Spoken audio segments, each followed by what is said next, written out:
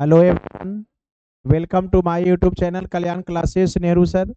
बेटा हम लोग सॉल्यूशन के लिए चैप्टर हम लोग देख रहे हैं, है ना। क्रैश कोर्स में शॉर्ट नोट्स में 12th के, है ना, चाहे आप बिहार बोर्ड दें या सीबीएसई या किसी भी स्टेट बोर्ड दें, है ना, सभी सिलेबस एक ही होने वाला है और सभी टॉपिक्स एक ही होने वाला है। कोई ज़्यादा, है ना, अंतर है नहीं किसी में। तो हम लोग यहाँ पर आपको बता क्या रहे थे, बात क्या कर रहे थे हम लोग यहाँ पर अब नॉर्मल कॉलिगेटिव प्रॉपर्टी के बारे में। जो पिछले वीडियो में हम आपको क्या बताएं, एबनॉर्मल कॉलिगेटिव प्रॉपर्टी के बारे में। और एबनॉर्मल कॉलिगेटिव प्रॉपर्टी में हम लोग कुछ प्रॉब्लम देखना चाहते हैं जो आपके 12th एग्जाम में ऑब्जेक्टिव फॉर्म में पूछने वाला है या फिर सब्जेक्टिव फॉर्म में भी पूछेगा। अगर हमें ऑब्जेक्टिव का नॉलेज है तो सब्जेक्टिव का नॉलेज है, या सब्जेक्टिव का नॉलेज है तो ऑब्जेक्टिव का भी नॉलेज है। तो आइए तो यहाँ पर बात करें हम लोग क्वेश्चन से।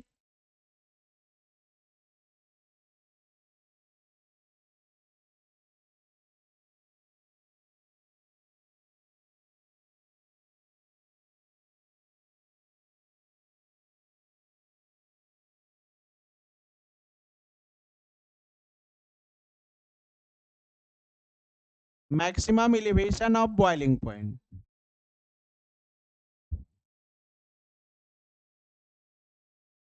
Maximum elevation of boiling point.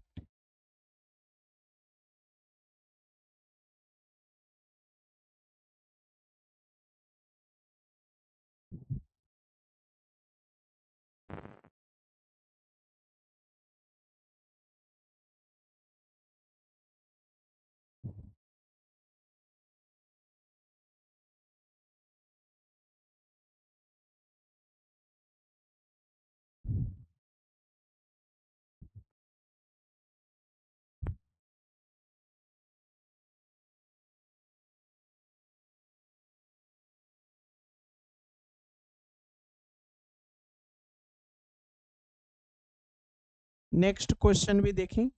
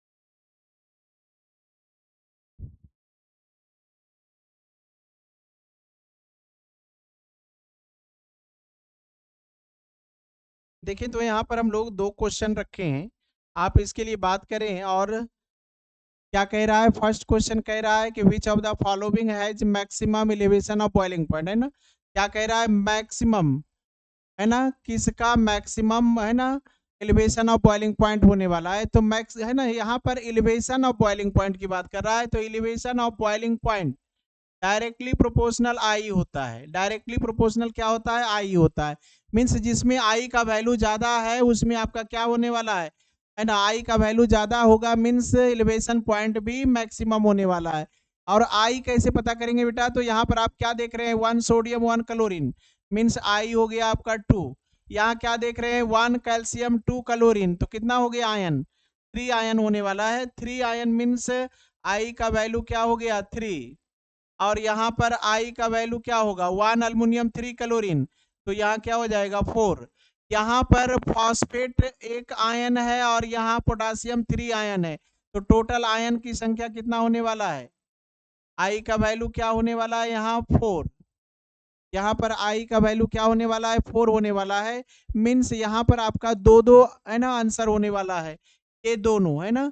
जहां पर आई का वैल्यू ज्यादा हो वहां पर आपका क्या होने वाला है, एलिवेशन ऑफ बॉइलिंग पॉइंट ज्यादा होने वाला है। मीन्स आई का यहाँ पर दो दो आंसर होने वाला है। लेकिन अगर आपके एग्जाम में 2 आंसर हो लेकिन आपको सिलेक्शन सिंगल चॉइस करना है, तो फर्स्ट अल्फाबेट फर्स्ट सिलेक्शन करना है। मीन्स आपको पता है सी और डी, एबीसीडी में कौन पहले है, सी, इसलिए आपको ये सेलेक्ट करना है ना, फर्स्ट अल्फाबेट फर्स्ट सिलेक्शन करेंगे तब आपको मार्क्स मिलने वाला है। तो इस तरह से आप सिलेक्ट कर लेंगे, जहां आई का वैल्यू ज्यादा हुआ उसका एलिवेशन ऑफ बॉइलिंग पॉइंट ज्यादा होने वाला है। इस कंडीशन में क्या कह रहा है, following compound contain maximum depression of freezing point, maximum depression of freezing point, इसका भी वही आंसर होने वाला है। Depression of freezing point directly proportional होता है वांट हॉफ फैक्टर। इसका वांट ऑफ फैक्टर देखेंगे तो यहाँ पर पोटासियम है 2 और सल्फेट 1, कितना हो जाएगा 3 आयन, मीन्स आई हो गया 3। यहाँ सोडियम 1 फ्लोरीन 1 तो आई हो गया आपका 2। ग्लूकोज नॉर्मल सॉल्यूट है तो आई 1 होता है, शुगर नॉर्मल सॉल्यूट है तो आई का वैल्यू 1 होता है। तो जिसका है ना, यहाँ क्या बोला है, मैक्सिमम है ना डिप्रेशन ऑफ फ्रीजिंग पॉइंट, तो जिस केस में आई का वैल्यू ज्यादा होगा उसका डिप्रेशन ऑफ फ्रीजिंग पॉइंट भी ज्यादा होगा। तो इस तरह से आपका आंसर क्या होने वाला है, ए। तो इस तरह से आप, अब हम आपको कंडीशन थोड़ा बदल करके आपको क्वेश्चन देना चाहते हैं। कंडीशन को बदल करके अगर आप क्वेश्चन को देखना चाहते हैं तो यहाँ पर कंडीशन बदल करके देखें और यहाँ पर नेक्स्ट क्वेश्चन को देखें।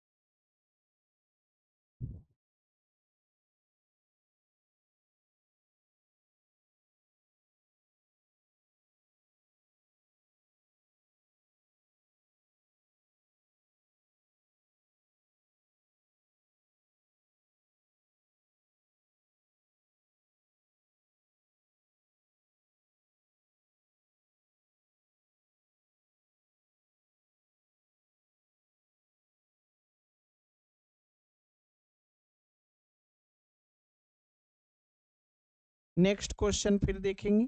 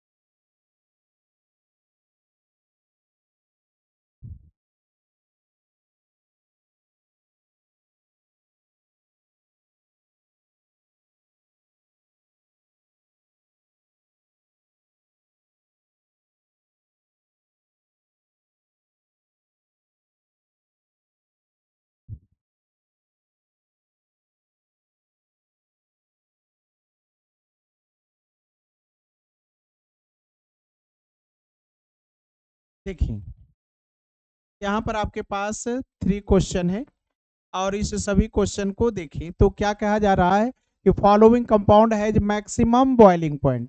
आपको अभी बताए थे, है ना, आपके, है ना, अभी आपको हम बता चुके हैं कि आप एलिवेशन ऑफ बॉइलिंग पॉइंट कहेंगे तो डायरेक्टली प्रोपोर्शनल आई, सिर्फ बॉइलिंग पॉइंट कहेंगे तो डायरेक्टली प्रोपोर्शनल आई होता है। दोनों स्थिति में आई क्या होगा, ग्रेटर, और दोनों स्थिति में ग्रेटर होगा। एलिवेशन ऑफ बॉइलिंग पॉइंट भी ग्रेटर होगा और, है ना, बॉइलिंग पॉइंट भी ग्रेटर होगा। दोनों स्थिति क्या है, ग्रेटर ही होने वाला है। अब आई की बात कर लें तो यहाँ पर आप आई की बात करेंगे तो 1 रुबिडियम 1 क्लोरीन 2 होगा।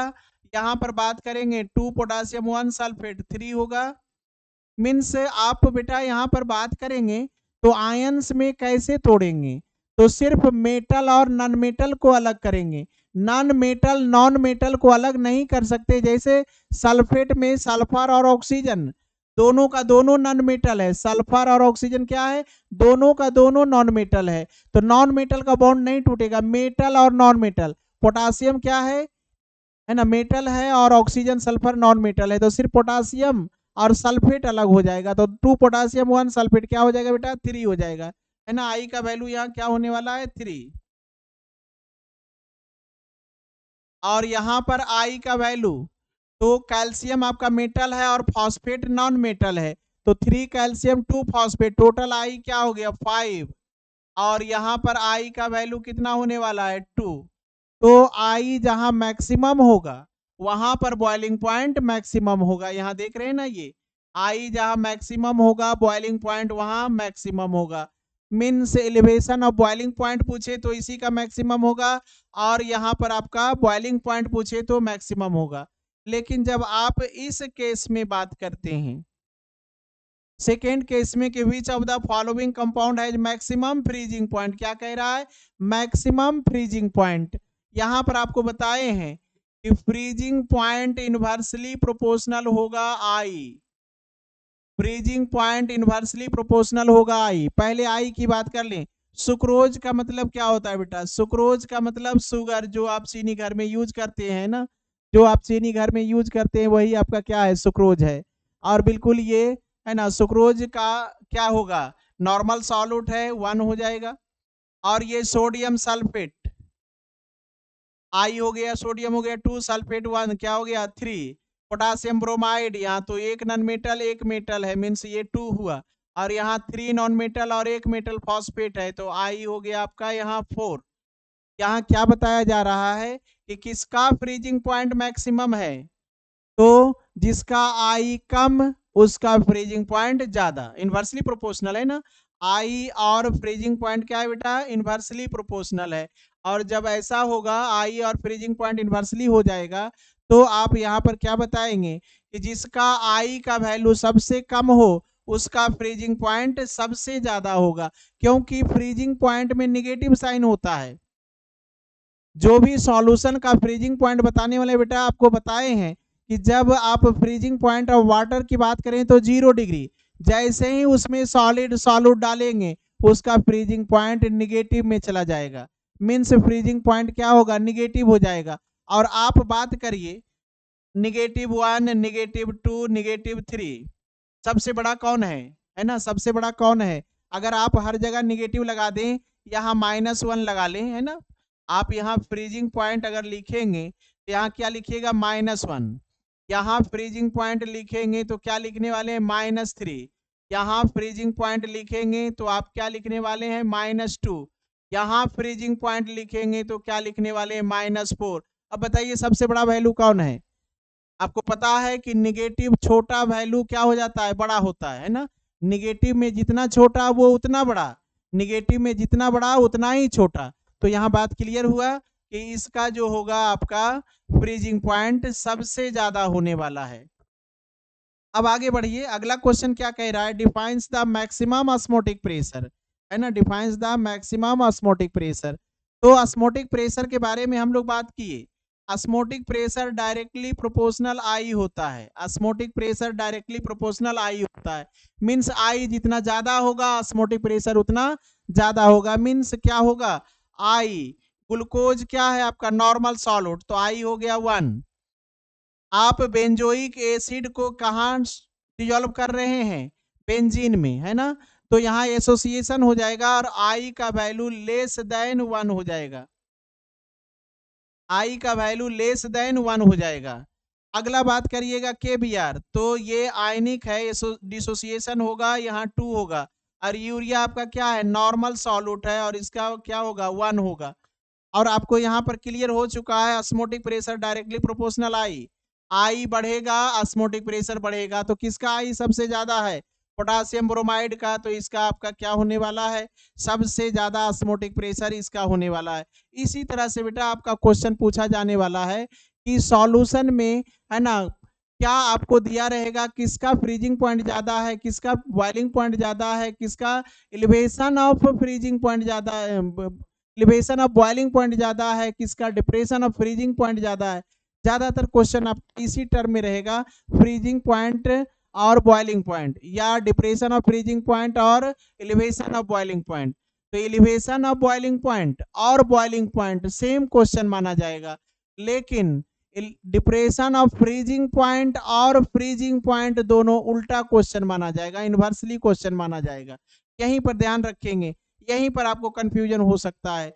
और बिल्कुल ये फ्रेश होगा और कोई प्रॉब्लम आपको होने नहीं देगा। देखें तो और हम लोग अगर प्रॉब्लम की बात कर सके तो हम लोग और, है ना, कुछ प्रॉब्लम देखें।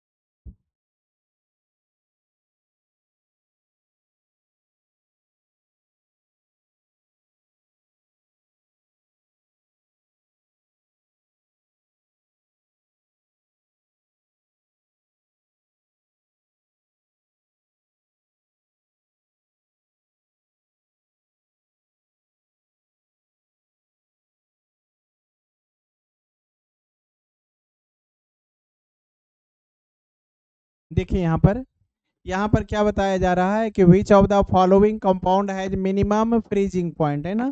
क्या कह रहा है, किस कंपाउंड का फ्रीजिंग पॉइंट मिनिमम है। फ्रीजिंग पॉइंट मिनिमम किसका होने वाला है। तो यहाँ पर आपको हमेशा इस बात का नॉलेज रखना चाहिए, है ना। फ्रीजिंग पॉइंट इनवर्सली प्रोपोर्शनल आई होगा। फ्रीजिंग पॉइंट है ना, इनवर्सली प्रोपोर्शनल आई होगा, इस बात का नॉलेज आपको हमेशा रखना होगा। तो आप यहाँ पर फ्रीजिंग पॉइंट के ये आई क्या हो गया, आई का वैल्यू यहाँ पहले देखें, आई का वैल्यू क्या हो गया 2, और इसे मल्टीप्लाई करें इसके साथ, है ना, इसके साथ मल्टीप्लाई करें तो क्या हो गया 0.2 यहाँ पर यूज करेंगे। यहाँ पर फिर आई देख लें, आई क्या है, ग्लूकोज है, ग्लूकोज का आई क्या होगा 1, और इसे मल्टीप्लाई करें यही रह जाएगा। और यहाँ पर आई का वैल्यू क्या दिख रहा है 3, 2 सोडियम 1 सल्फेट 3, और 3 से इसे मल्टीप्लाई करें क्या हो गया 3m। अब यहाँ पर कंसंट्रेशन बेस्ड हो गया, है ना। यहाँ पर क्या हो गया है, कंसंट्रेशन बेस्ड। और आपको बताए हैं कि यहाँ पर जब आप फ्रीजिंग पॉइंट की बात करें या फिर डायरेक्ट है ना कंडीशन की बात करें, तो फ्रीजिंग पॉइंट में साइन क्या होगा, निगेटिव। तो आप कंसंट्रेशन में साइन निगेटिव लगा दें तो मिनिमम, है ना, सबसे छोटा वैल्यू कौन होगा, यहाँ निगेटिव लगाएं, यहाँ आप निगेटिव लगा रहे हैं, है ना। इस कंडीशन में क्या होगा 0-2, है ना, यहाँ पर क्या हो जाएगा 0.-2 ही निगेटिव लगा दीजिए, यहाँ पर -3 में निगेटिव लगा दीजिए, और ये तो नॉन ऑफ दीज है। तो जहां पर निगेटिव साइन क्या होगा, सबसे छोटा होगा, वहां पर फ्रीजिंग पॉइंट क्या हो जाएगा, मिनिमम। तो सबसे छोटा साइन निगेटिव कहाँ है, यहाँ पर, है ना, सबसे छोटा साइन कहाँ है, यहाँ है। तो फ्रीजिंग पॉइंट क्या हो जाएगा, सबसे मिनिमम होगा। कंसंट्रेशन सबसे ज्यादा, फ्रीजिंग पॉइंट सबसे कम, क्योंकि आई रहे या कंसंट्रेशन रहे, है ना, दोनों का दोनों क्या है, फ्रीजिंग पॉइंट के इनवर्सली प्रोपोर्शनल होगा, है ना। दोनों का दोनों क्या होगा, कंसंट्रेशन भी आप यूज कर सकते हैं, दोनों का दोनों क्या होगा, इनवर्सली प्रोपोर्शनल होगा। इसलिए जहां कंसंट्रेशन सबसे ज्यादा, वहां पर आपका फ्रीजिंग पॉइंट सबसे कम होगा।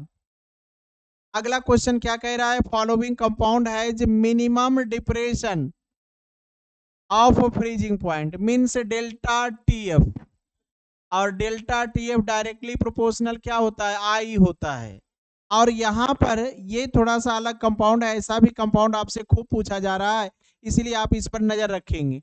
तो यहाँ पर इस तरह के कंपाउंड में आपको क्या नजर रखना है, याद रखना है कि ये स्क्वायर ब्रैकेट आपको एक आयन मानेंगे, स्क्वायर ब्रैकेट को आप एक पार्टिकल मानेंगे, और बाकी इधर क्या है 3 क्लोरीन, तो 1 पार्टिकल हो गया स्क्वायर ब्रैकेट और 3 क्लोरीन बाहर है, मीन्स आई का वैल्यू क्या हो गया 4, आई का वैल्यू क्या हो गया 4।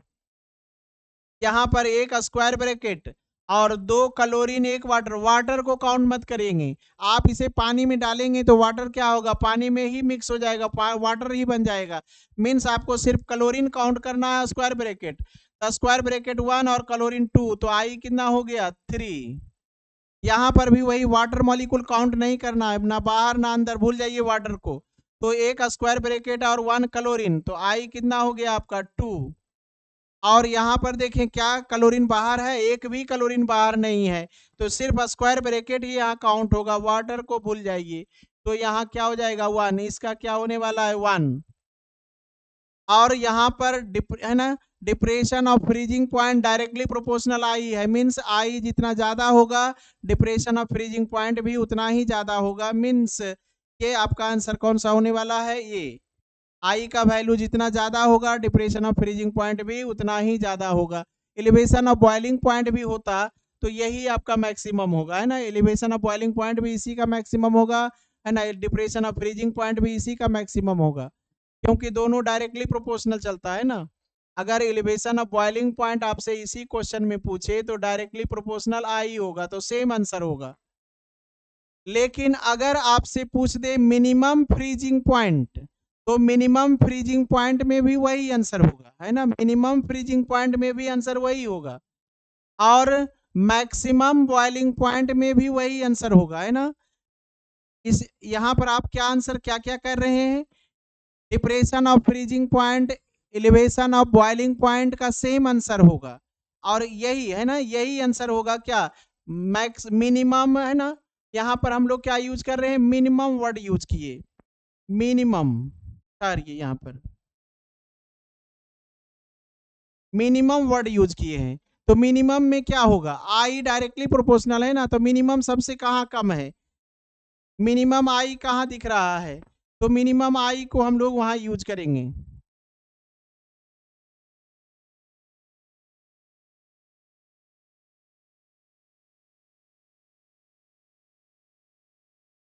मिनिमम आई देखिएगा, तो ये आपका आंसर है ना, मिनिमम आई जहां रहेगा है ना, आई का वैल्यू मिनिमम होगा तो depression of freezing point minimum होगा, एलिवेशन ऑफ बॉइलिंग पॉइंट भी मिनिमम होगा, साथ में बॉइलिंग पॉइंट भी मिनिमम होगा, लेकिन फ्रीजिंग पॉइंट मैक्सिमम होगा, है ना। यहाँ पर इस क्वेश्चन में क्या क्या मिनिमम होगा, इस क्वेश्चन में क्या क्या मिनिमम देखेंगे, depression of freezing point minimum देखेंगे, elevation of boiling point minimum देखेंगे, बॉइलिंग पॉइंट मिनिमम देखेंगे, लेकिन फ्रीजिंग पॉइंट मैक्सिमम देखेंगे, है ना। इस केस में इस तरह से, ऐसे ही हम आपको सजा करके देखिए बता देते हैं, और इस तरह से बात आपका बन जाएगा। ये बात क्लियर हुआ है, आप देखें तो आपको इसी तरह से और भी कुछ कंपाउंड्स डायरेक्ट सजा देते हैं और बता दे रहे हैं, ऐसे ही डायरेक्ट एग्जाम्पल के टर्म में, जैसे सोडियम सल्फेट है, और इसके कंपैरिजन में एक और रख लीजिए आप, इसके कंपैरिजन में कोई और रख लें, पोटासियम आयोडाइड, और यहाँ पर कंपैरिजन करना शुरू करें। यहाँ पर आप पहले आई बता दें क्या होगा 3, और यहाँ पर आई बता लें कितना होने वाला है 2। अब आपको यहाँ पर साइड में ये बात कर लें, elevation of boiling point directly proportional I, boiling point directly proportional I, depression of freezing point directly proportional i, freezing point inversely proportional i. ये 4 बात यहाँ साइड में आप लिख कर रखे हैं, और इसी की सहायता लें और यहाँ बात करें। तो यहाँ क्या होगा, हाई है ना, एरो ऊपर देंगे तो हाई कहेंगे, high elevation of boiling point, या मैक्सिमम कह दीजिए, है ना, आप इसे क्या कह दीजिए, मैक्सिमम कह दीजिए, maximum elevation of boiling point. और यहाँ इसके बनिस्पत यहाँ क्या होगा, minimum elevation of boiling point. यहाँ पर क्या होगा, मैक्सिमम बॉइलिंग पॉइंट, यहाँ क्या होगा, मिनिमम बॉइलिंग पॉइंट। दोनों के रेस्पेक्ट में देख रहे हैं हम लोग, क्या देख रहे हैं, दोनों के रेस्पेक्ट में देख रहे हैं, ये दोनों सेम कंडीशन में गया। अब आप आगे आकर के देखिएगा, elevation of, depression of freezing point को देख लीजिए, डिप्रेशन ऑफ फ्रीजिंग पॉइंट को देख लीजिए, तो डिप्रेशन ऑफ फ्रीजिंग पॉइंट क्या होगा, यहाँ मैक्सिमम, यहाँ भी डिप्रेशन ऑफ फ्रीजिंग पॉइंट क्या होगा, मैक्सिमम। लेकिन अगर फ्रीजिंग पॉइंट की बात करेंगे तो यहाँ होगा मिनिमम, और यहाँ होगा फ्रीजिंग पॉइंट मैक्सिमम, है ना। इस तरह से, है ना, दो कंपाउंड लिए और एक दूसरे के रेस्पेक्ट में हम लोग देखना चाहते हैं ना, कि किसका मैक्सिमम होगा और किसका मिनिमम होगा, है ना, किसका मैक्सिमम होगा और किसका मिनिमम होगा। इस तरह से अगर कोई है ना, कोई क्वेश्चन में 4 ऑप्शन बना दिया जाए, है ना, कुछ क्वेश्चन में 4 ऑप्शन बना दिया जाए, और उस चारों में आपसे 2 ही क्वेश्चन पूछा जाएगा, या फिर मिनिमम या फिर मैक्सिमम। देखिए हम आपको बताते हैं कि कैसे आप सेलेक्ट करेंगे, है ना, ये बात क्लियर हो गया होगा। देखिए तो अगला 4 ऑप्शन, हम 4 कंपाउंड यूज कर रहे हैं आपके लिए यहाँ पर।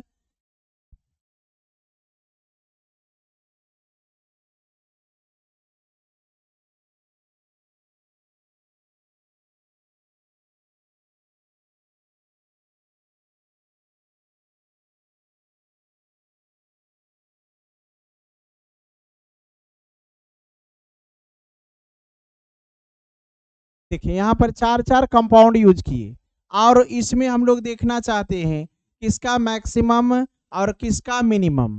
पहले आई पता कर लें, आई, ये आई क्या हो गया आपका, आई क्या हो गया 2, यहाँ आई क्या हो गया, मेटल नॉन मेटल सिर्फ काउंट करना है, 1 अल्युमिनियम 3 क्लोरीन 4, यहाँ आई क्या हो गया 1, ग्लूकोज नॉर्मल है ना, इसलिए 1। यहाँ आई क्या हो गया, 2 सोडियम 1 सल्फेट क्या हो गया, 3 हो गया।